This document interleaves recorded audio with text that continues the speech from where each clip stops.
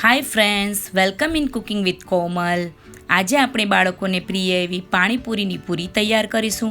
લોકડાઉનના ટાઈમમાં માર્કેટમાં પૂરી ન મળતા આપણે ઘરે માર્કેટ જેવી જ પૂરી તૈયાર કરીશું. તો ચાલો બાળકોને આપણે ખુશ કરી દઈએ.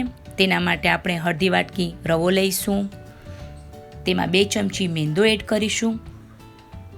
બંનેને બરાબર આપણે મિક્સ કરી લઈશું. મિક્સ કરી અને આપણે તેને ગરમ પાણીથી લોટ બાંધી લઈશું.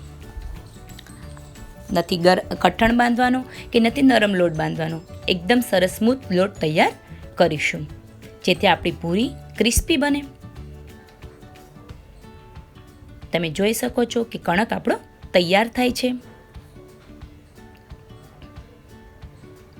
આપણો લોટ તૈયાર થઈ ગયો છે.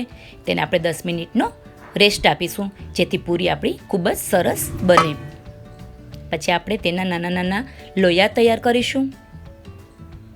તમે ઈચ્છો તો નાની નાની પૂરી પણ વણી શકો છો, અથવા તો મોટી વણી અને તમે ઢાંકણની મદદથી પણ નાની નાની પૂરી તૈયાર કરી શકો છો.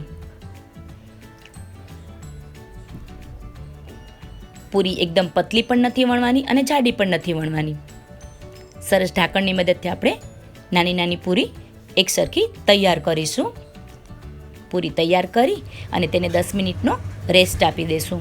ઉપરથી પડ સુકાઈ જાય એટલે આપણે ગરમ તેલની અંદર એક એક પૂરી નાખતા જઈશું. તેના ઉપર ચમચાથી ગરમ તેલ રેડશું, જેથી આપણી પૂરી એકદમ ફૂલીને તૈયાર થઈ જાય.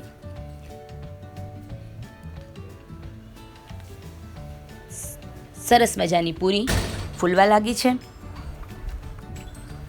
2 કે 3 વખત આપણે ટર્ન કરીશું, જેથી પડ એકદમ કડક થઈ જાય.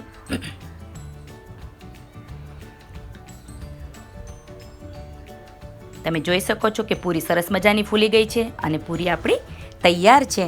તો આ મજેદાર પાણીપુરીની પૂરી બાળકોને ખવડાવી અને ખુશ થઈએ.